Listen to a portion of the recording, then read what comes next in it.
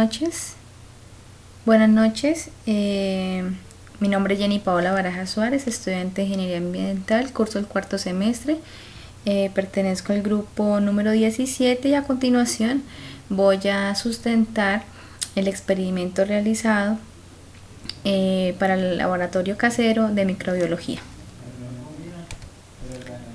Entonces, el objetivo de la práctica es lograr aprender y comprender la forma científica de describir la morfología de los microorganismos del reino Fungi y Monera al observar a simple vista o con lupa el crecimiento de estos hongos filamentosos o levaduras y a su vez las bacterias sobre escenarios naturales como el recurso hídrico, el recurso suelo, flora, fauna y aire.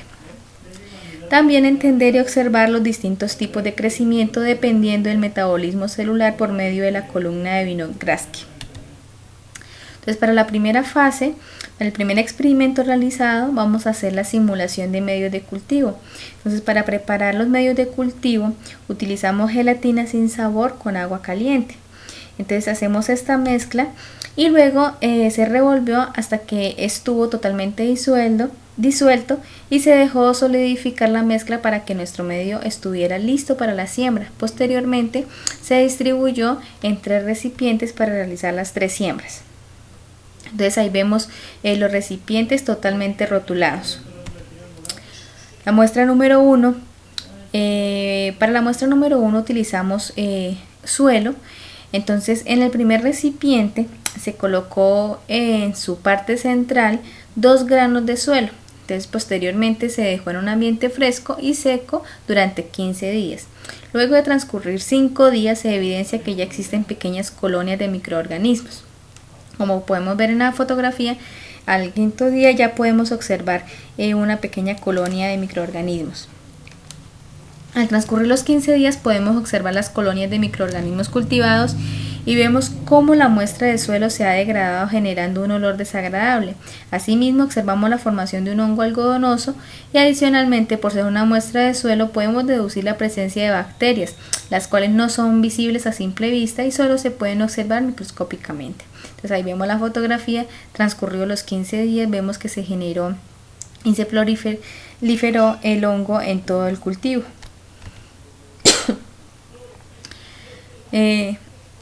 Perdón. La muestra número 2, entonces se utilizó agua residual y en un segundo recipiente con ayuda de un gotero se agregó una gota de agua, se tomó de una charca y con ayuda de un copito se realizó el arrastre de la gota sobre la superficie como lo indicaba la guía y que podemos ver aquí en la pantalla. Posteriormente se dejó en un lugar fresco y seco y se observaron los cambios y crecimiento durante 8 días. En este cultivo, al igual que en el anterior, pudimos observar la generación de colonias de microorganismos. Evidenciamos que un hongo sigue la ruta establecida en el medio de cultivo. Es un hongo de tipo algodonoso, también se evidencia la presencia de bacterias, pues se observan algunas pintas oscuras, lo que podemos deducir que son posibles bacterias. Algunas de estas bacterias podrían ser el Cobacterium, el Clostridium, el Leptospira, sp y Yersinia. Pero pues esto solo lo podríamos determinar bajo la observación microscópica. Entonces acá vemos el registro fotográfico transcurrido los 8 días. La muestra número 3, aquí pues tuve un pequeño error, es la muestra número 3, se utilizó el moho. Entonces para el tercer recipiente se consiguió un trozo de una naranja, el cual estaba cubierto de un hongo filamentoso, que es el hongo, y luego se procedió a agregar dicho trozo en un recipiente, en el centro del mismo, como lo indica la guía. Entonces ahí vemos la fruta totalmente cubierta de moho y pues la indicación de la guía de poner el moho en el centro del recipiente.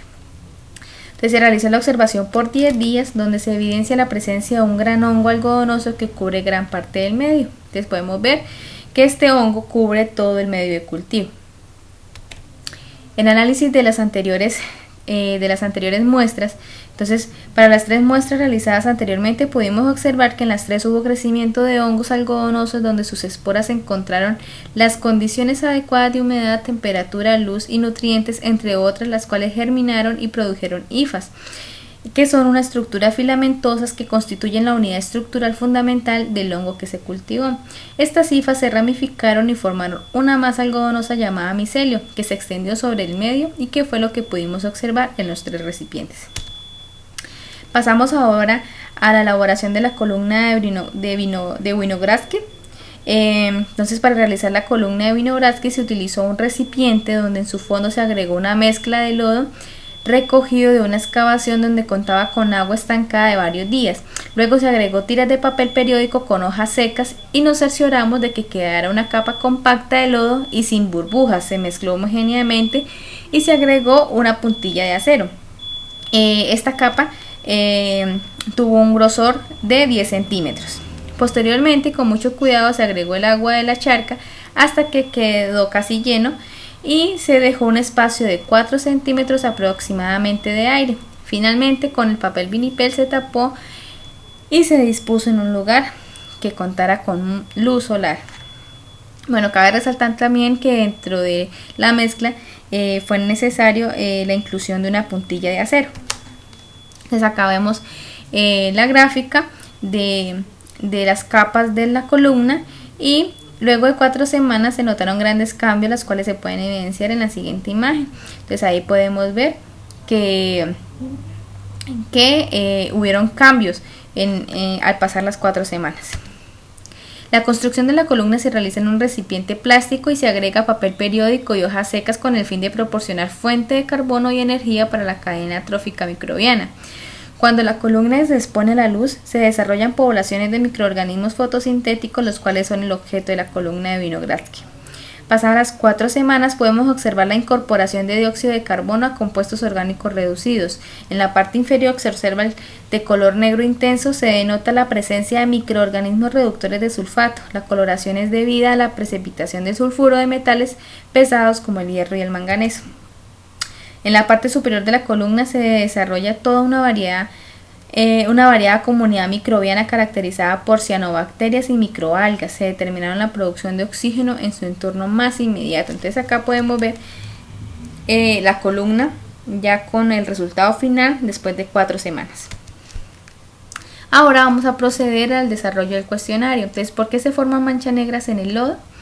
Esto se debe a la aparición de bacterias reductoras de sulfato, el cual genera sulfuro de hidrógeno, los cuales hacen reacción con el hierro presente en el sedimento produciendo sulfuro de hierro que se precipita y da un color negro. ¿Por qué la parte superior de la columna es verde? La respuesta es a que se debe a la presencia de bacterias diatomeas, las cuales constituyen el tipo más común de fitoplancton. Asimismo, cianobacterias fotosintéticas también tienen una característica muy particular y es que son las únicas que realizan una fotosíntesis muy parecida o similar a la que realizan las plantas. La tercera pregunta es, ¿cuál es la fase anaerobia de la columna? Entonces, es la fase donde se forman el sulfuro de hidrógeno y el dióxido de azufre, el cual se ubica en la parte inferior de la columna. La siguiente pregunta es, ¿cuál es la fase aerobia de la columna? Entonces, esta fase se encuentra en la parte más rica en oxígeno y la más pobre en azufre, la cual se ubica en la parte superior de la columna, exactamente en el espacio que dejamos de 4 centímetros. Siguiente, ¿cuál es la fase microaerófilas de la columna? Entonces, es la parte en la que se unen ambos ingredientes, el oxígeno y el sulfuro de hidrógeno, y por ende se producen bacterias oxidadoras de azufre, es decir, se ubica en la parte media de la columna. Siguiente, ¿a qué se debe el olor a huevo podrido de dichos sistemas? Entonces, se debe a la descomposición del material orgánico ejercido por los microorganismos generados.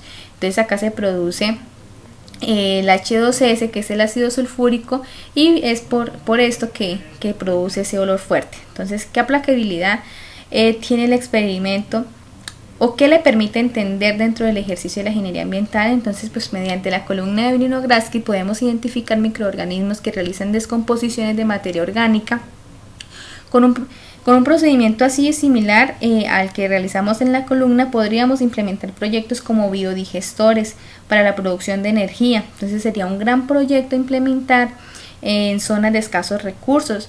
Entonces así podríamos generar energía con material orgánico. Entonces pues me parece una muy buena opción, un buen experimento, los 4 experimentos que realizamos, y pues espero haya sido de su agrado y pues estaremos en una próxima oportunidad.